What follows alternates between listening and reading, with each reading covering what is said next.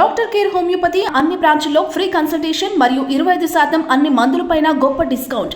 ఈ రోజు మీరు చూస్తే ప్రపంచం మొత్తం నేను చిన్నప్పటి నుంచి ఒకసారి నెమరు వేసుకుంటే ఆ రోజు ఎడ్ల బండ్ల దగ్గర నుంచి ఈ రోజు డ్రైవర్లెస్ కార్ల వరకు వచ్చేసాం. అంటే డెవలప్మెంట్ మనం చాలా వరకు ముందుకు పోగలిగాం. అదే సమయంలో ఒకప్పుడు ఐటీని నేను ప్రారంభించినప్పుడు చాలా మంది ఎగతాళి చేశారు. ఒకప్పుడు ఐటీ అంటే బెంగళూరు ఉండేది, అలాంటిది పోటీ పడి బెంగళూరు హైదరాబాద్ రెండు ఉండాలని హైదరాబాద్ని ప్రపంచ పటంలో పెట్టాం. ఈరోజు మీరు చూస్తే ఇండియాలోనే కాదు ప్రపంచంలో ఎక్కడ పోయినా నలుగురిలో ఒక ఐటీ ప్రొఫెషనల్ ఇండియన్ ఉంటే, ఇంకా నలుగురిలోనే కాదు ముగ్గురులో ఒకరు ఉంటే దాంట్లో ప్రతి ఒక్కరు ముగ్గురులో ఒకరు ఆంధ్రప్రదేశ్ నుంచి వచ్చారు, తెలుగువారు వచ్చారు. ఇది గర్వకారణం.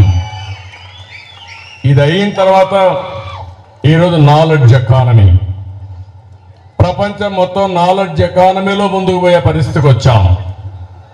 నాలెడ్జ్ ఎకానమీలో ఫార్మా కానీ బయోటెక్నాలజీ కానీ ఏ సెక్టర్ తీసుకున్నా నాలెడ్జ్ ఎకానమీ కూడా ఐటీ బ్యాక్ బోన్గా తయారైంది. ఈ రెండే కాకుండా నేను ఆ రోజుట్లోనే నేను ఒకటి ఆలోచించాను. ఉద్యోగాలు చేయడం కాదు, ఉద్యోగాలు మీరిచ్చే పరిస్థితి రావాలని ఆకాంక్షించా. అందుకే ఆంటర్‌ప్రెన్యూర్స్ని ప్రమోట్ చేశాం. ఈరోజు నేను గర్వంగా చెప్పగలుగుతున్నా, ప్రపంచంలో ఏ దేశానికి పోయినా మన వాళ్ళు ఉద్యోగాలు చేస్తూనే వాళ్ళే పెట్టుబడులు పెట్టి స్లోగా ఆంటర్‌ప్రెన్యూర్గా తయారయ్యారు, స్టార్టప్ కంపెనీలు పెట్టారు, బ్రహ్మాండంగా రాణించే పరిస్థితికి వచ్చారు. ఇక్కడ మనందరం ఒకటే గుర్తుపెట్టుకోవాలి, తెలుగు వారు ఎక్కడున్నా వారికి ఒకే పిలిపిస్తున్నా. నేను భారతీయుణ్ణి, భారతదేశం గొప్ప దేశం, దానికి అగ్రస్థానంలో తెలుగు జాతి ఉండి ముందుకు నడిపించాల్సిందిగా మీ అందరికీ పిలిపిస్తున్నా.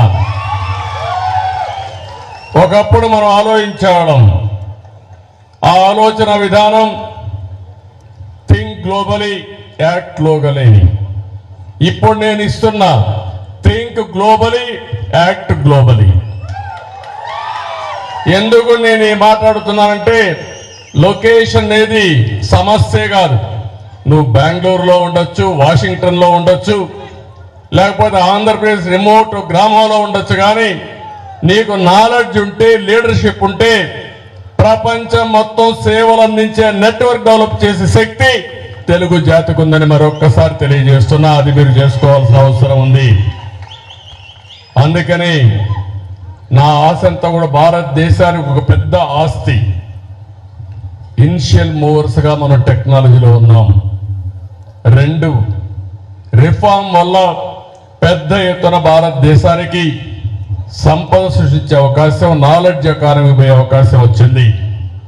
3 మనం ఊహించిన విధంగా డెమోగ్రఫిక్ డివిడెంట్ ఇండియాకు వచ్చింది.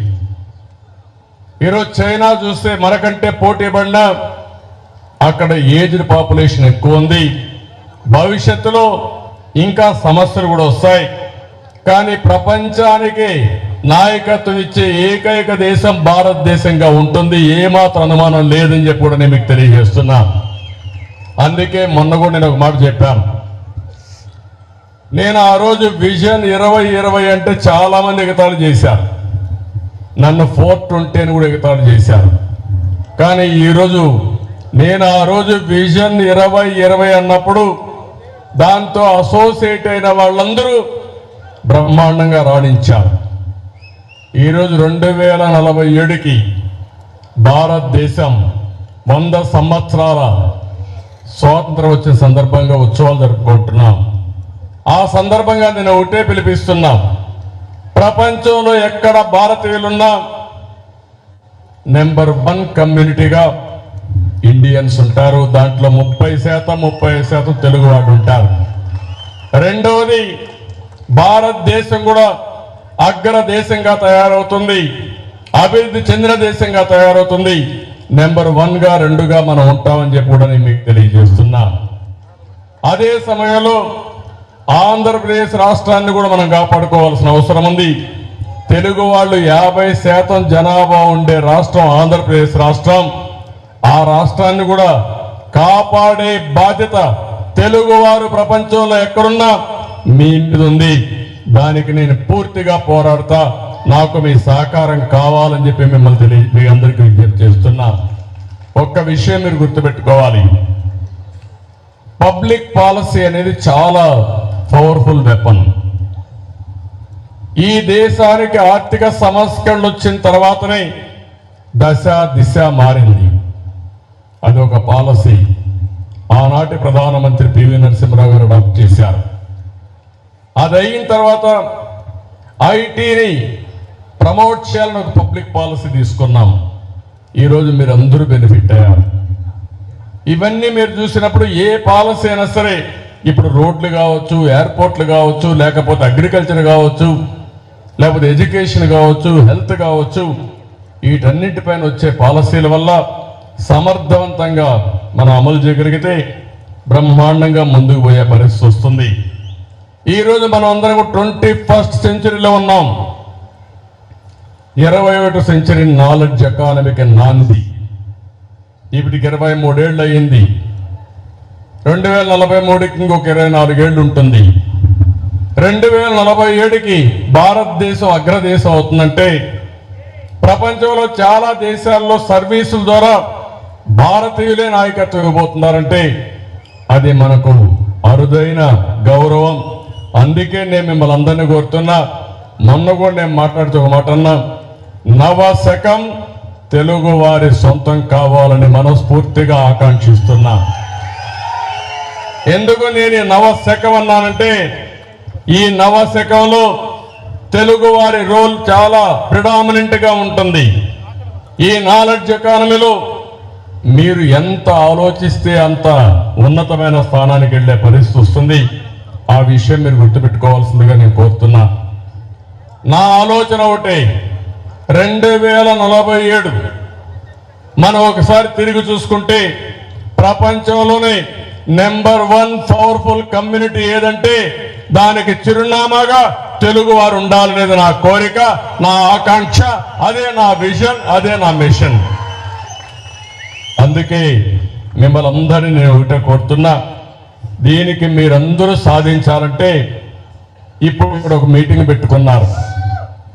బెంగళూరు తెలుగుదేశం ఫోరం ఎస్టాబ్లిష్ చేశారు.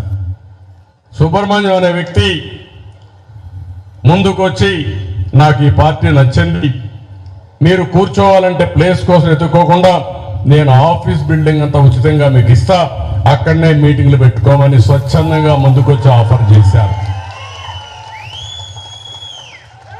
ఇంకొక పక్క ఆర్గనైజేషన్ కూడా మీరు పర్ఫెక్ట్ గా చేస్తున్నారు. ఇది చూసినప్పుడు నాకు అనిపిస్తా ఉంది, ఫండ్స్ అనేటి ప్రాబ్లం కాదు, మనసు ఉంటే మార్గాలు అనేక ఉంటాయి. ఈరోజు మీరు ఒక స్టేజ్ కూడా దాటారు. ఒకప్పుడు 10 రూపాయలు కావాలంటే కష్టపడే పరిస్థితి నుంచి అవసరమైతే మీ ఆదాయంలో 10 రూపాయలు ఖర్చు పెట్టి మనస్తత్వాన్ని కూడా డెవలప్ చేసుకునే పరిస్థితికి వచ్చారు. This is a great achievement నా లెక్క ప్రకారం.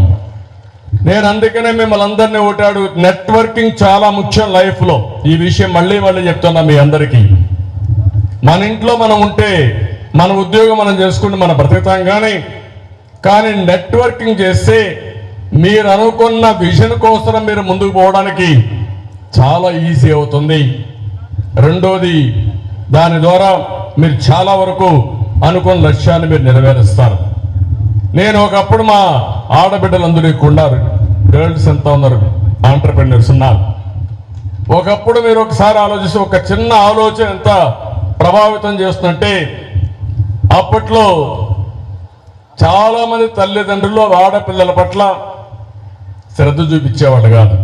ఎప్పుడైనా పెళ్లి చేసి పంపించేయాలి కాబట్టి ఆటోమేటిక్గా మగపిల్లల్ని బాగా చదివించి ఆడపిల్లల వయసు వస్తానే పెళ్లి చేసి పంపించేసేవాళ్ళు, చదివించకుండా. వరకట్నం ఎన్ని ఉండేటివి. నేను అప్పుడు ఆలోచించాను, ఒకే ఆలోచన, 33% ఉద్యోగాల్లో కాలేజ్ సీట్లలో రిజర్వేషన్లు పెట్టి ఆడపిల్లలకు చదువెందుకు ముఖ్యమో పదే మీటింగుల్లో మాట్లాడాను. అప్పుడు నన్ను చాలా మంది అడిగారు, 33% ఇస్తున్నారు. మెరిట్లో ఇంకా 20-30% ఇస్తారు. 60% ఆడబిడ్డలే వస్తే మగవాళ్ళు తగ్గిపోతారంటే పర్వాలేదు, బ్యాక్లాగ్ ఉంది. ఆడపిల్లలు ఎంత బాగా చదువుకుంటే సమాజానికి అంత మంచిదని ఆ రోజు నిర్ణయం చేస్తే ఈ రోజు వరకట్నం పోయింది, రివర్స్ వరకట్నం ఇచ్చే పరిస్థితిలో ఉన్నారు. ఆడపిల్లలు నచ్చి మగపిల్లలే డబ్బులు ఇచ్చే పరిస్థితికి వచ్చారు. ఎన్నేళ్ళు జరిగింది ఇవన్నీ? 25 సంవత్సరాలు.